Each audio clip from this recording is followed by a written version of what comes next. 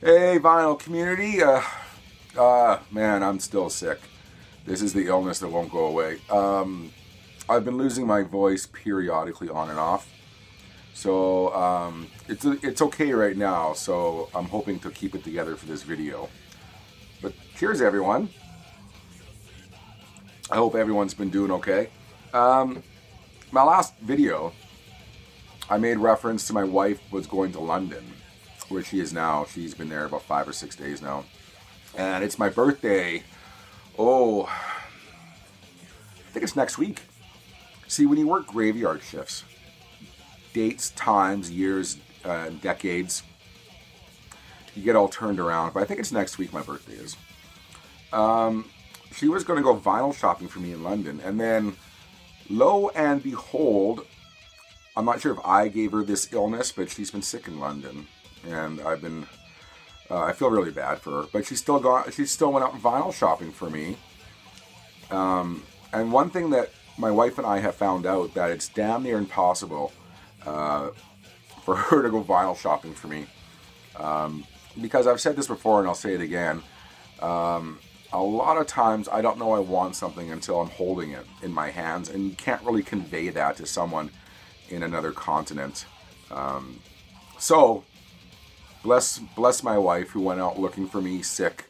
But I think I made reference that I was going to maybe have some vinyl to show you in an upcoming video from London. And that's probably not going to happen unless she's swerving me, as the kids say. And she did get me some stuff. But yeah, it was really awkward. And we kept on losing the signal from our cell phones when she's looking for stuff. And I'm telling her, look for this, and it didn't quite work out. So anyways, having said all that, this is an all vinyl video for those of you who just like vinyl. My last video was a Wednesday. Because my wife's gone, I am the, and I say this quite loosely, I'm the adult of the house. But I have my son, I have all of our needy animals, and I have work. So I haven't had a whole lot of opportunity to go out. I went to Thursday, the day after that last video, and then I went yesterday. So what you're going to see is the byproduct of those couple trips around town I made. And some new vinyl that came in. So, I guess without further ado, I got two things from Amazon UK. They were ordered quite some time ago. And on both items, I got emails from Amazon for the first time ever for consecutive orders that said, your item may have been lost. So, a lot of times I order from Amazon UK, even though the pound is worth a lot more than the Canadian dollar, we don't pay the VAT tax. So once you take that out and then factor in that Amazon UK has a lot of times way better deals, sometimes it's more financially viable to order from Amazon UK. And if you're a Prime member, you get it within like 5 days anyways from the UK to Canada. But two things went missing. And then Amazon declared them as lost. And then they showed up DHL, I don't know where these parcels were. The boxes came all battered and beaten, but the vinyl was nice. So I'm not sure what Amazon's going to do about that. But having said that, they came. This one was a Boxing Day blowout sale from said Amazon UK. And this was a Record Store Day title from about two RSDs ago. And I never picked it up then. It was just too expensive. And then I knew it was coming out commercially later. And then this is still like $75, $80 in and around there. And you know what? I've said this before once again, I am cheap. So I was waiting for a good price drop on this. And I got this for £16. Take out the VAT, that's roughly 30 Canadian. So I was really over the moon to get this. And like I said, it finally showed up about a month late. But it's Bruce Springsteen. A 4 LP set live at Hammersmith 1975. It's an epic, I mean, this concert here is well known as one of the greatest Springsteen concerts ever. This is the height of the kind of Born to Run era. And it's just, like I said, 4 albums long. It's just an epic concert. He was in his peak here. Anyways, I was really, really stoked and really happy to get that for the price I did, and then just to have it. So anyways, 4 album set by Bruce Springsteen. live at Hammersmith, 1975. Amazing concert. This next album, I could do a whole video on, so I'm going to have to edit myself quite severely to kind of fit everything in today. I'm going to show you the album. I'm going to briefly talk about it, and then I'm going to beg you to go listen to it. Anyways, it's a band called Bang. This is the new or recent vinyl reissue on clear vinyl. I've been holding out. I see original copies every now and again. They're always way too much money, and the condition is always... If you're going to pay that much money, you know, I really want a nice condition copy. And I've been looking for years, and it just the two never matched up. Finally, I had a look on Amazon UK because the Canadian site, this reissue was still a pretty penny, as they used to say 1,000 years ago. And once again, like the Springsteen, I got a really good deal on it, so I jumped on it. And what Bang, if you don't know, a lot of people do know Bang. They're one of those kind of obscure bands that they're kind of at a higher level than a lot of those obscure bands where some people like are in the know, if that makes sense. Okay, this is about 1970, 71, in and around that. This is their first album. If you look on the internet, they get tagged and they get kind of pegged as the American answer to Black Sabbath, which I disagree with. I could kind of see if you're living in 1970, 71, I could see that comparison because that Sabbath sound was so kind of original that anything kind of slightly resembling that might have got that Sabbath tag hung on it. But and this is where I'm going to try to avoid getting hate thrown at me. I would honestly say this album is better than, I can think off the top of my head, at least 4 Sabbath albums. The Ozzy and Dio era. And I wholeheartedly recommend, if you like that kind of music, please check out Bang. And in the end, I'm kind of glad I didn't overpay for an original copy, because this vinyl reissue is so well done. I don't know if an original copy would have pleased me any more than this would have. And this is probably half the price as an original copy anyways. So anyways, this is readily available now. Please, if that description interests you, and if you sample it and you like it, pick it up. It's a great album. Bang, first album. Okay, so yeah, I edited that pretty good. I think these albums are being deleted because I've been watching these. Generally speaking, I don't pick up reissues for albums I have original copies of, unless they're bands I highly, highly collect. But Genesis reissues came out a few years back, and they didn't get a lot of hype in the vinyl community. I don't know why. Those box sets did. The vinyl box sets did. But individually, you see them around, but they're like $40 in at least where I live.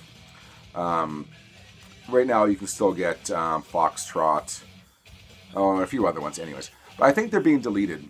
And from my experience in the record retail business, I think they're being deleted, and they're kind of, because vinyl is unreturnable from record stores, they might be offering return credits so they can discount it. Because these all of a sudden dropped down in price to about $22, $24. So that's what I got, and I've been waiting for these to price drop, which seems to be a common theme in my life, waiting for price drops. But I picked this one up, and I was really happy to get it. I haven't listened to it yet, so I'm really excited this weekend to kind of give this a listen and compare it. But it's Genesis, Selling England by the Pound, and it's the 2008 Nick Davis mastered version of the vinyl. And I already have an original Charisma copy, but because the price drop was so huge, I took a kick at the can, and I'm going to try this. One of my top 3 favorite Genesis albums, which oddly enough does not include Lamb Lies Down on Broadway. This, Foxtrot. Anyways, you don't need me to rank Genesis albums, do you know? Anyways, so I'm kind of curious to hear this one. Anyways, Genesis, Selling England by the Pound. It's the newer Nick Davis vinyl remaster. Alright, I'm going to have to skip over a few, I think, just to kind of fit this all in one video. I'll skip that one for another video. Alright, let's get to the, you know what, I'm going to show you one more new one I got. And, I would like the Bang. I've given up trying to find a reasonably priced original pressing of this album, and I did not want to go the route of the new reissue, which are picture discs. Not against picture discs, but I much prefer getting it on just plain ass black vinyl. But I gave up hope, and like the Genesis, this was reduced slightly. So I took a kick at the can once again, and I got Megadeth Countdown to Extinction on picture disc. I've been all over Europe, the States, Canada. I just cannot find an original pressing without spending my mortgage money. And watch, and my luck, this will get reissued this year on black vinyl. So I'm going to hold out on Euthanasia. That's my next one I'm after. Then I kind of have all the Megadeths. But I just said, okay, I'm going to throw caution to the wind. And I picked this up, and it's actually not bad. As far as modern day picture discs go, the sound on this one is actually pretty good. So, although I'm not completely happy, I am happy with the sound. So I'm just kind of, you know, I'm just happy to have it on vinyl in some form or fashion. All right, we got the cheap vinyl pickups. All right, by the way, I don't know if you guys can hear this. Got to give a shout out to one of my favorite Canadian metal bands. I don't know if they're still around or not, but they're from Quebec. They're a band called Anonymous. Really awesome Canadian. I'm sure no one knows this band who watches my videos, but what a great Canadian metal band. I think sometimes their lyrics are in French, but this whole album is English. Anyways, most of it is anyways. Not all of it, most of it is. Anyways, Anonymous. Really great Canadian metal band. I had to give them a plug. A couple of these are from yesterday. This is an amazing, amazing find. If you look on Discogs for the value, for that alone, it might tell you how awesome of a find this is. To find jazz albums from this era is very, very rare. It just hardly ever happens, and when it does, you grab it and you hang on tight to the. You walk up to the till. This is 1957, and it's an original Riverside pressing of Thelonious Monk himself. Like I said, 1957 original Riverside. I have never ever seen Thelonious Monk at a thrift store, cheap store, whatever you want to call them. Never. And like I said, to find albums of, you know, that kind of golden era of jazz, 57, 59 into 60, 61, it's just damn near impossible. And to find a Thelonious Monk album, I mean, it's just, anyways. I don't know how many jazz fans I have watching my channel, but anyways, absolute, it's just him, like I said, like the title says, it's him solo piano, but it's just an amazing album. Thelonious Monk himself from 1957, an original deep groove mono pressing. Amazing, amazing find. This was yesterday, and I think it was, I don't know, the prices, you guys know. I just picked this up because I've never heard this album from Robert Fripp. It's called The League of Gentlemen. 1981, I'm going to guess, and I don't know my King Crimson timelines. This might be that kind of, I'm not sure if King Crimson was a thing in 1981. I don't know. I'm sure someone will let me know. But really odd, there's tour dates on the back of this album. There's Robert Fripp, he of King Crimson fame. Like I said, the only Robert Fripp solo album I have is Exposure. And, but you know what? Robert Fripp, I'll always have time for him. So for a couple bucks, I'll give this a try, The League of Gentlemen, Robert Fripp.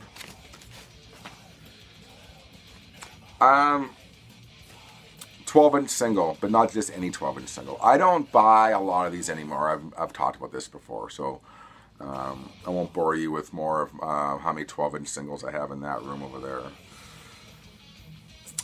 This is a guy named Moby.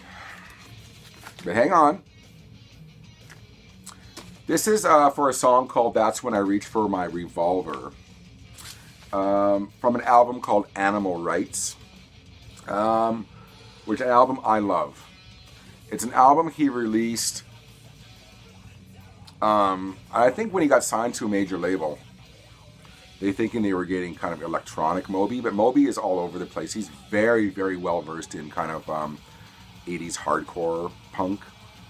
And he kind of made this guitar album, hardcore album, that has a little electronic bits in it, so maybe a little bit of ambient bits in it here and there. But it's the record no one expected him to make just when he was coming off all his success of his big club single Go and that first album of his. But yeah, he made this album that was kind of part hardcore, part electronic beats, and I don't think the album did a whole lot, but I love the album. I think it's a fantastic album, Moby. Anyways, this is the first single off that album. That's When I Reach for My Revolver. I just felt like I had to talk about Moby's Animal Rights because I don't think anyone does kind of stand up for that album a whole lot, but I really do love that album. I think this might be my 6th or 7th copy of this album, but I think if I ever have to reduce my copies down to 1, this will be the keeper. I found an absolutely pristine Canadian pressing of Buckingham Nicks. That'll be my screenshot because Stevie Nicks will bring in the clicks, right? That's how it works.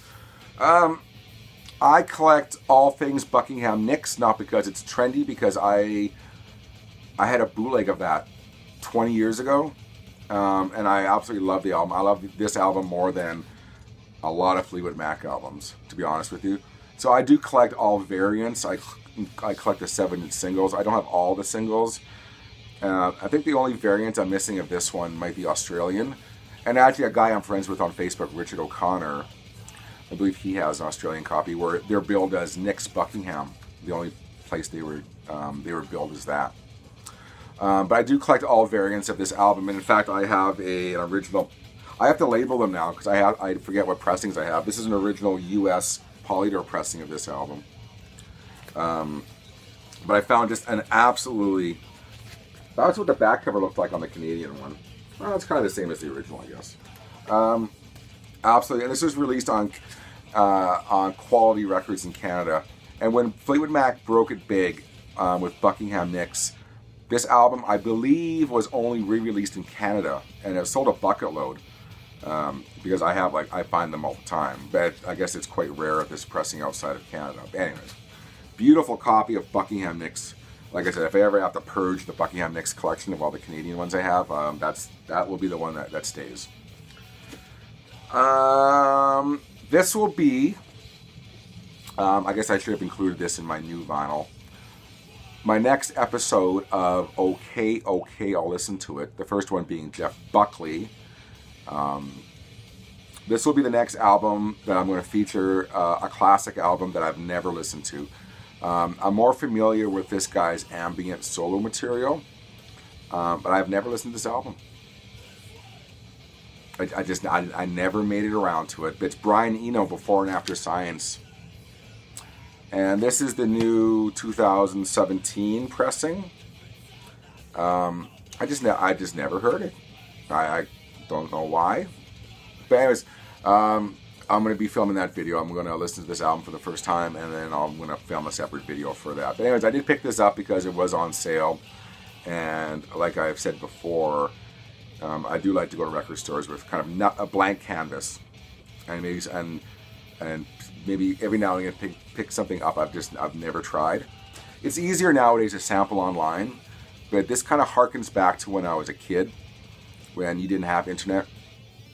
Actually, the record stores I went to, there really was not listening posts, so they were straight up legit blind buys, and I think I miss those days. because the element of surprise was fantastic. And I just, like I said, that was when you bought things on the cover and maybe gut feeling. Yeah, I miss those days.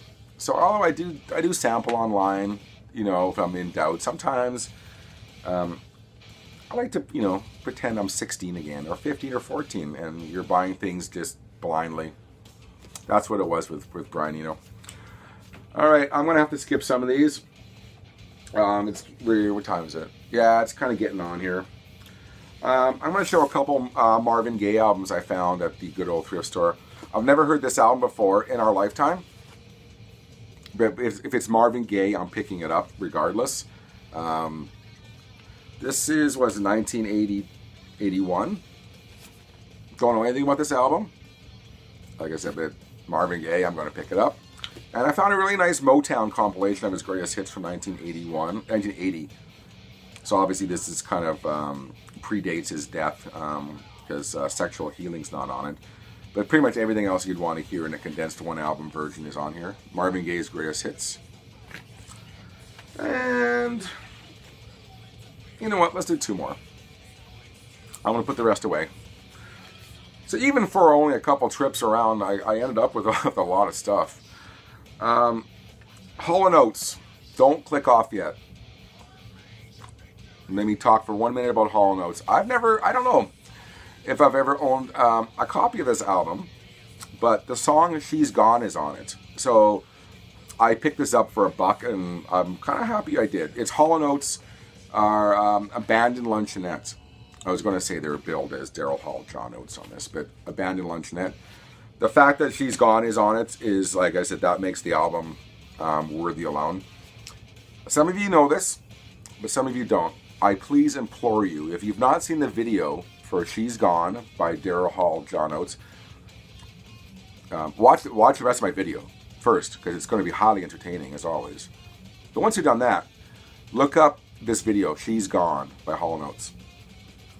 It's one of the best, worst videos of all time. And all I'm going to say is, I've read retrospective, you know what I'm saying, interviews with the band. And this is a video they did not want to make in any way. So with that in mind, watch that video. It's fucking fantastic. I love that video. Anyways, Abandoned Luncheonette. And Hall & Oates When They Were Girls. I should probably fit my face in here. Yeah, this album. I was going to do a video, so if someone steals this, you're stealing my idea. I'm sure there's other videos out there. Great albums with bad covers. This has to be on there. Hall & Oates, self-titled. This has Sarah's Smile.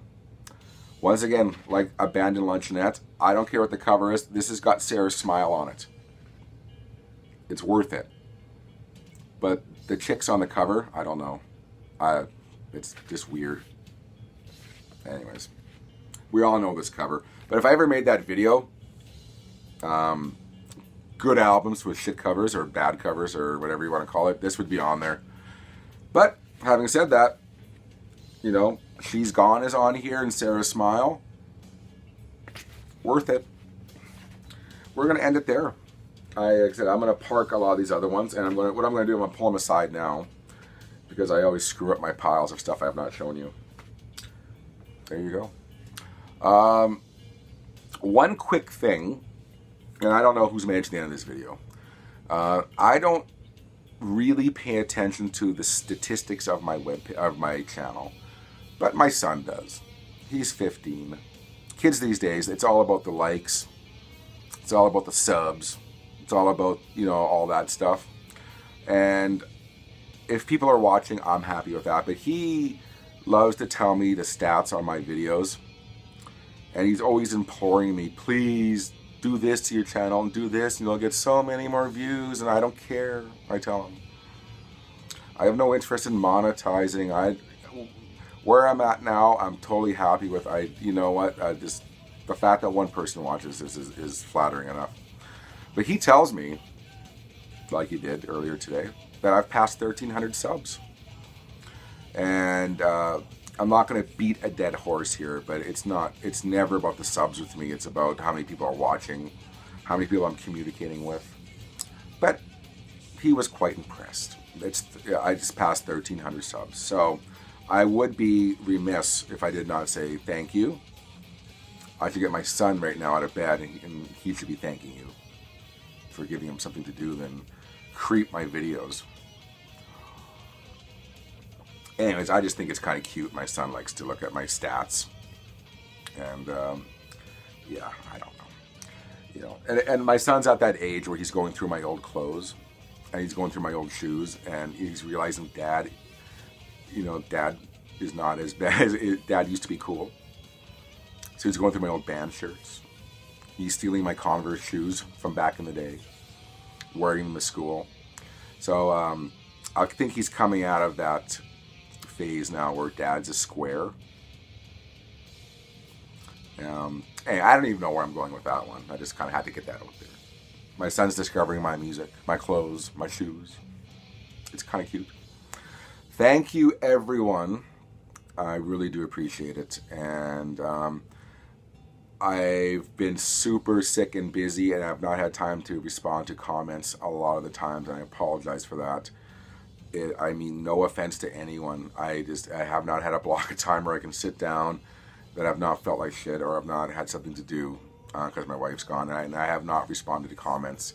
I do like them, or do, you know, press the heart symbol, just to let you know that I'm reading them.